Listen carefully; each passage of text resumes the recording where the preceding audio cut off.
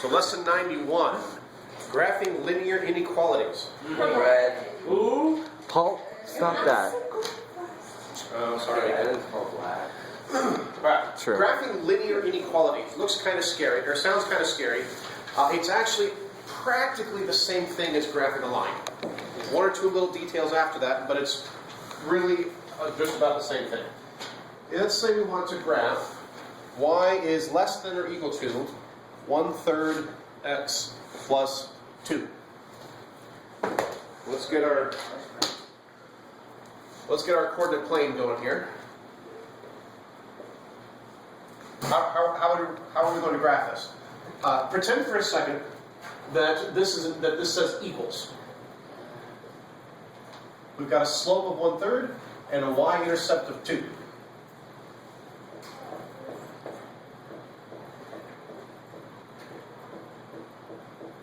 Not bad. Very good graph. Okay, so we have a y-intercept of 2, so right here, and a slope of 1/3. So slope of 1/3, so up 1/3, down over here. So basically, we've got a line right here. You know how to graph a line, right? No.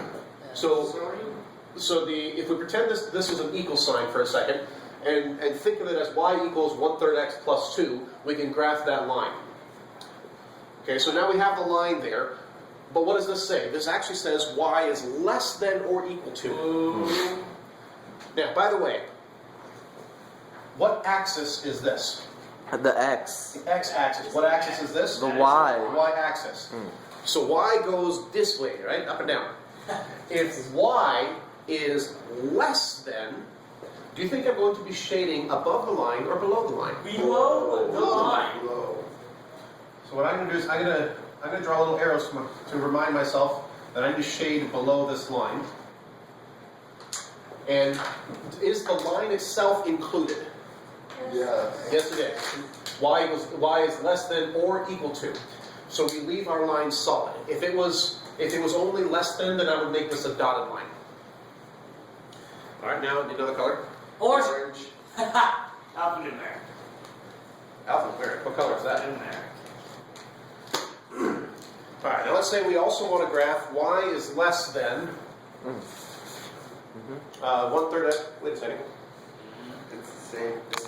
Answered by Paul. Yes. All right. Somebody make up another one for me. Let's make one up. Let's make it greater. 5/3. 5/3.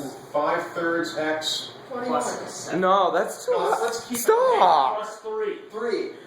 Plus I 3. just said 3. Actually, no, let's minus something. Minus 3. Minus 3? Yes. Okay. All right, so let's graph this one then. We've got -3, negative 3 right here, and 5/3 x. Oh man. 1, 2, 3, 4, 5. 1, 2, 3. Okay, so right about here. And so about like this. Okay. Yeah, let's pretend I can draw a straight line. Close enough. Okay. Now, y is greater than this. So am I shading above or below the line? Above. Y, or vertically speaking, is greater than. So we need to shade above this line. Did you make that line with a ruler? No. That's really straight. Well, thank you. Thank you very much.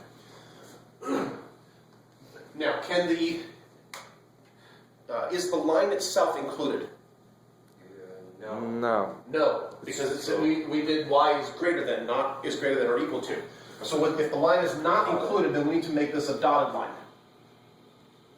Wow.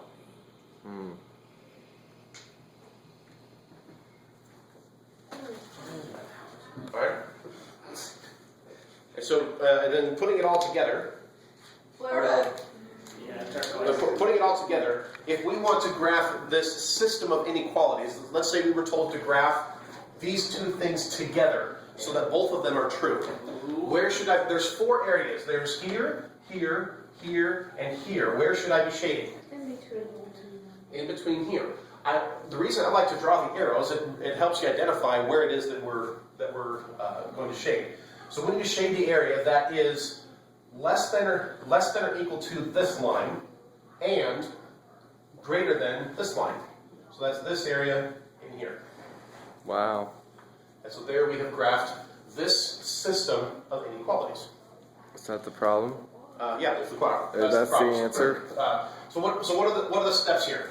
We need to graph both lines. If y is greater than shade above. Shade above. If y is less than shade below. If y, let's see. If it can be equal, then solid line. I'm trying to summarize here so you can write this down. I hear that talking over there. I forgot my paper. And if y is not included, I'll just say not equal, then it's a dotted line.